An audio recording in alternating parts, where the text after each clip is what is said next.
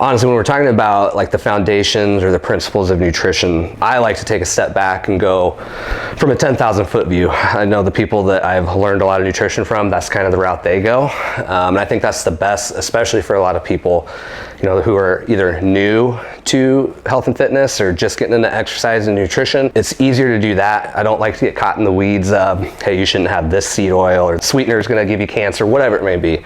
I think if you look at a lot of the scientific studies that are out there, and a lot of the, you know, personalities, like some of my personal favorites, Huberman, Layne Norton, they're really big on looking at the data and the science behind a lot of these studies. And I think that's important, especially when we're talking about getting to basic nutrition for beginners. So let's not get caught up in the seed oil debate, all that stuff. I think as you become more experienced with your nutrition, you can start to listen to your body a little bit more. You have these basic principles under your belt. That's when you can start to parse out do I want to eliminate, you know, palm oil? Do I want to eliminate, you know, sucralose, whatever it may be. That's not, you know, top of the food chain of what you should be worried about when it comes to your nutrition. I always like to start out with, when you're trying to determine, you know, your nutrition, you know, your macros, your calories, first of all, start with what your goals are.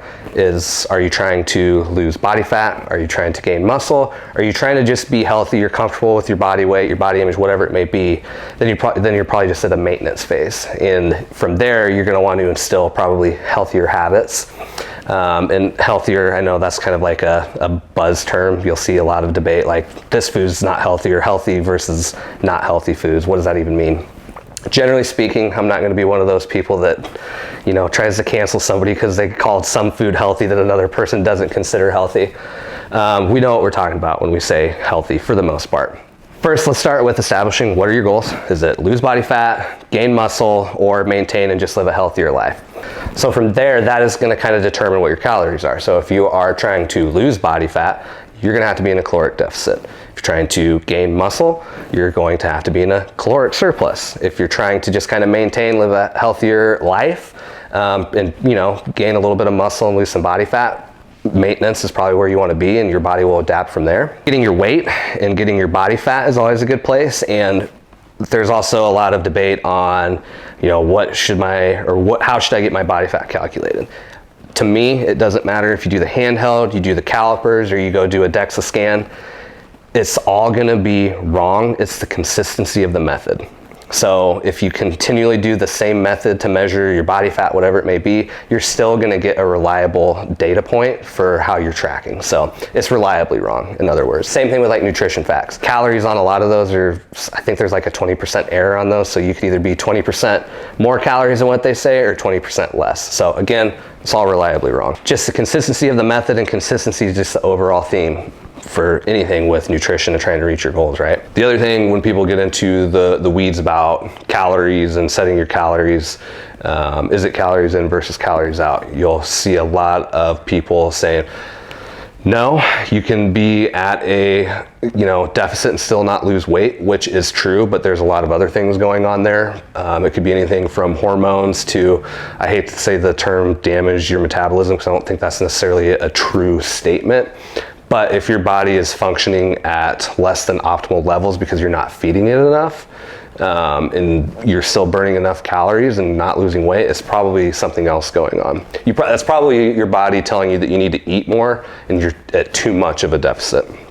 And at that point, it's just kind of fighting to survive. What happens, especially, I'm going to backtrack to being in a caloric deficit and not losing weight, because this does happen quite a bit. That's stressing your body out. At the basic level, you're stressing your body out. You're pumping up cortisol. Your body just wants to survive. I always thought of it this way, and this is a very general way to look at it.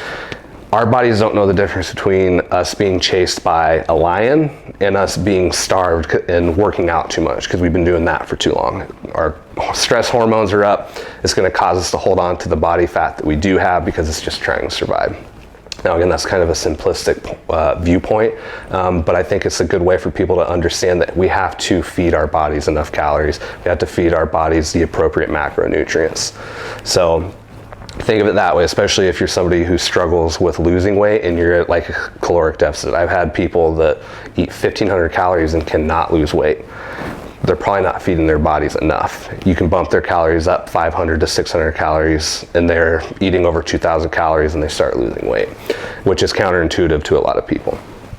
So getting back to the overall basics of your nutrition and kind of how you should approach it, in my opinion, I think one good principle to abide by is that we're always trying to control our blood sugar. Now, if you've ever had low blood sugar before, that's when you get super ravenous. I get sweaty, I get a little bit shaky, and that's when you kind of want to run through your cupboards and, eat the tortillas that are in there, eat the saltine crackers or a whole bag of chips. So your blood sugar being low isn't necessarily indicative of hunger. And I don't want people to rely on that every time your blood sugar is low means you're hungry. That doesn't necessarily mean it's true, but there's correlation there, and I think that correlation is good enough for a principle, of how often should I eat. And I would say, somewhere between 3 and 5 hours. And if that is, you're up for so long that's 6 to 7 meals in a day, that's fine. Or if that's only like 4 or 5 meals in your day, that's fine. There's no magic number to hit. One of the things that you want to focus on is hitting your overall protein goal, and then making sure that your calories are within the range of what you're trying to accomplish. When your blood sugar is, again, too low, that's when you start to feel ravenous. But then if you overconsume, let's say on carbohydrates, which is a really easy one to do, and you spike your insulin, it's an unwarranted spike. We don't want that to happen. Okay, because insulin stores energy for our body. So if we have too much quote unquote sugar floating in our blood from whatever, whether it's carbohydrates or overconsumption of fat, and our body turns that fat into glucose, we're going to store that glucose in fat cells after we've already sent it to like our liver and our skeletal muscle. So now as we're moving on to the macronutrients, to me, and I think this is pretty well founded for a lot of people, unless you're a charlatan who thinks that your method is the one way to do it. Protein is the cornerstone. The Greek root word of protein is protos or proteos, however you want to pronounce it, and that means of primary importance. So I don't know if they had something figured out back then or whatever it is, but that's a good rule of thumb. Protein's our most important nutrient.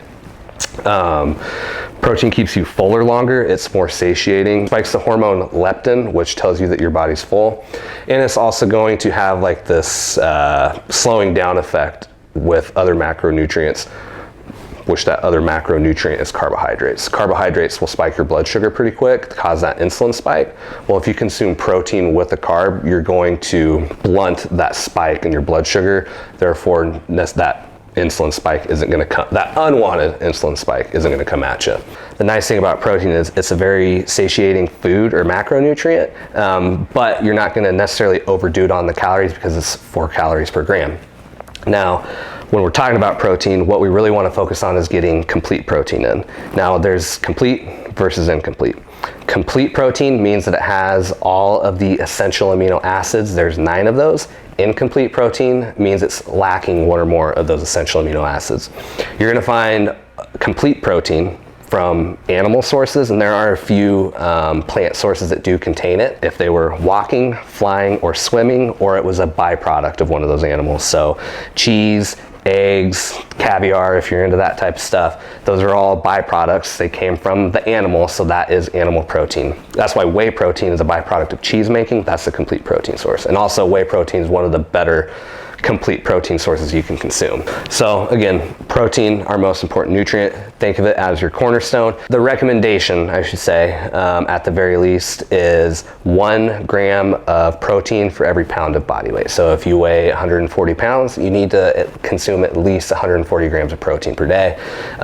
There was a study that looked upwards of 4 grams, what was it? Yeah, up to 4 grams of protein per body weight without really any negative effects. That's one of the things I heard growing up was you don't want to overconsume protein because it's bad for your kidneys, blah, blah, blah. I think that's pretty negligible at this point. There's a lot more studies out there that show that that's not necessarily true. And again, it kind of just, if you think about, just the way we've evolved, protein has always been in our diet. Then all of a sudden, because we can sit here and look at studies that show one mechanism of protein consumption chronically seems to look bad, doesn't mean for longevity it's bad. Obviously it's not. So protein's your cornerstone. Start with your body weight in grams of protein, and then from there is where you're going to want to kind of adjust your carbs and fats. So again, protein, your most important nutrient. Always get complete protein in. So carbs, this is also one of my favorite things to talk about, more or less because of just the funny debates you can get into with carbohydrates. Now, carbohydrates are similar to proteins when it comes to calories. They get 4 calories per gram of carbohydrates. Carbs are essentially sugars at its basic form, glucose. Our body uses glucose for all of its energy. We'll take that glucose and turn it into ATP. I don't want to go down that rabbit hole of how we use glucose and all that stuff, but think of muscle glycogen. That comes from glucose after we ingest it. So carbs are extremely important for energy. Carbohydrates in terms of what your goals are. So if you're trying to lose weight, you can still eat carbs. Carbs are totally fine. Now you may find that limiting carbs is a little bit easier for you. And when you do that, you'll probably notice, some immediate effects of weight loss. Now what's going to happen is, because we store carbohydrates in the form of muscle glycogen, there's also a lot of water that's attached to that glycogen. So a lot of the weight loss that you see from a lot of these low carb diets, especially right at the beginning, happens to be water loss. That's why you'll see a pretty big cut at the beginning. So that's where people will be like, oh sweet, low carb's awesome. Maybe some people can maintain that for a lot of people can maintain that for a long time, but just because you lose that immediate weight doesn't necessarily reflect that you've lost body fat, right? Again, it's probably a lot of water weight. That's why you'll see a lot of people that go low carb, they'll get a little bit more definition in them. So it's more of a consistency thing. With anything, it's consistency. So over time, yeah, you can reap the benefits of going low carb, but again, your protein needs to be set probably higher than 1 gram per body weight, especially when you're in weight loss, because we want to preserve our muscle mass that we have, and protein's huge for that. In a weight loss phase or fat loss phase, your protein number needs to be up higher, so not just 1 gram per pound of body weight, maybe up to 1.8 grams per pound of body weight. And then you can adjust your carbohydrates from there, flirt around with how do you feel throughout the day. This is where listening to your body becomes really important. And if you're not sure, speak to an expert, speak to a nutritionist, find somebody who can answer some of those questions on how you're feeling. Because you have to learn what your body's telling you, and that takes practice. Then from there you kind of adjust your fats. You'd probably want to be higher protein, higher fat if you're going to go lower carb. If you're trying to gain weight, your protein is going to be roughly around 1 pound of body weight. You actually don't have to eat more protein to gain weight or gain muscle mass, but your carbohydrates are going to shoot significantly up, and then you're going to kind of moderate your fat from there. But you still need to keep your fats up for hormone health. And then when it comes to carbohydrates for maintenance, again, it's one of those things, kind of feel out. What do you feel better on? Do you like to be a little bit higher carbohydrate, or would you rather be a little bit lower carbohydrate? Again, listen to your body, and you kind of have to figure out what works best for you. And a lot of different factors are going to tell you if you're too low in your carbohydrate intake is how do you feel during your workouts. I mean, that's a big one. If you seem to be fine without eating a bunch of carbohydrates in your workouts, great, continue to do that. But if you feel like you're pretty sluggish, try introducing a little bit more carbohydrates into your diet. You can also, work around with the timing of your carbohydrates as well, especially if you're going to go lower carb. Try and put all of your carbohydrates around your workout, before and after. It's going to be a little bit more beneficial for you. So carbs, again, they're not the enemy. Don't be afraid of them. Just because the Liver King doesn't eat them, doesn't mean you can't. Plenty of people thrive on eating carbohydrates. Some people even thrive on eating a few processed carbohydrates. It's not going to kill you. Fat is also pretty interesting when you look at which fats people choose to demonize, or which industries choose to demonize fat. Especially saturated fat. But fat's important for our hormones. It also keeps us satisfied a lot longer. So like when you eat a steak, let's say like a fatty cut of steak, like a ribeye, you eat that, you're going to be full for a long time. You're going to be full for probably 5 or 6 hours after that, depending on who you are. I could eat steak every 3 hours. But that's going to have your fat and protein on it. Like I said, fat is good for your hormone health. Saturated fat was demonized for a long time. You know, like back in the 50s and 60s when the original food pyramid came out, they demonized fat, cut out fat. That's when margarine got introduced. Margarine's a very processed food. It's not, I don't know what it is. I remember eating that stuff growing up. It was always easier than waiting for the stick of butter to melt so you could put it on your toast. Real butter is fine for you. Now you can get into the debate of how does it affect your cholesterol, your LDL, your HDL, all that stuff. Your LDL is the bad cholesterol, HDL is the good cholesterol. Your body's going to regulate your cholesterol. So if you eat a higher fat diet, a higher red meat diet, your cholesterol levels might look higher after you eat, but eventually your body will self-regulate. Now again, that's minus any other, you know, predisposed factors you may have genetically, predisposed genetic factors. That all kind of depend. If you're more predisposed to having high cholesterol or bad cholesterol, then you may want to consider, you know, what type of diet, you know, what type of foods you're consuming in your diet. If you're lucky enough to eat red meat and without any negative effects, or a lot of red meat, I should say, with a lot of fat on it, sweet, keep doing it. Those fats are important. Don't get caught in the weeds of these debates of you shouldn't have red meat or anything like that, because if you like red meat and it makes it easier for you to adhere to your diet, or have a higher fat diet and adhere to it, that's perfectly fine. Stick with it. Because remember, 10,000 foot view, what are we trying to accomplish? You know, what are your goals? If we're trying to lose body fat and you're eating a higher fat, higher protein, lower carb, but you're losing body fat that way, sweet, stick with it. The other thing with fats is our omega-6s versus omega-3s. The omega-6s come from a lot of overly processed foods. Omega-6s are quote unquote the bad fats, I would say. And we want to balance those out by eating omega-3s. Now, Americans eat way more omega-6s than they do compared to omega-3s. Now, you get omega-3s from like nuts and seeds and marine sources, so fish sources. I'm not necessarily a big fish person myself, but the problem is like there's a lot of good nutrients in the marine sources. Omega-3s have the DHA, the EPA, the stuff that you see like on your fish oil bottles, and all that stuff's going to be good for like your joint health, your heart health. They're big anti-inflammatories, and that's huge when it comes to our overall health. Again, not to go down a rabbit hole, but chronic inflammation, whether it's from our diet or other sources, that's a bad thing for our bodies. So again, omega-3s are very anti-inflammatory, and again, we don't eat enough of them, especially as Americans. So either adding more marine sources to your diet, or supplementing with like a fish oil like Omega Drive, especially if you don't like fish. Doing a fish oil is almost imperative at that point. And you'll see a lot of studies out there from like different not journals, I shouldn't even say studies, different recommendations from doctors and stuff like that that say, oh, there's no proof that fish oils don't do anything or don't help with X, Y, or Z. Most of the time I see those headlines saying fish oil doesn't help with weight loss or fish oil doesn't help with whatever. Right, fish oil inherently probably isn't going to help you lose weight, but what it is going to help you do is going to help clean up like your lipid profiles when you do blood work. It's probably going to help with the inflammation. So there's a lot of benefits to making sure you have enough omega-3s in your diet. So supplementing with a fish oil, if you're supplementing with a fish oil to lose weight, yeah, and that's your only reason for taking a fish oil, you're probably not going to lose weight because of that fish oil. It's everything else you're doing. That's why we're doing this whole talk about, you know, the 10,000 foot view of nutrition.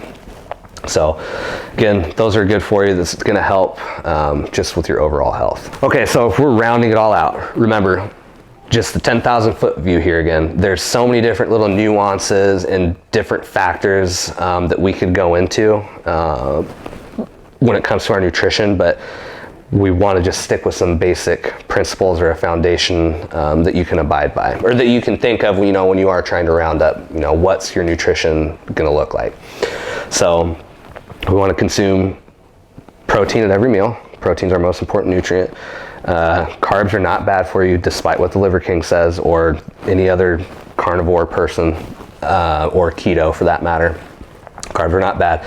It all just depends on, can you function on a lower carbohydrate diet? Do you perform better when you have more carbohydrates in your diet?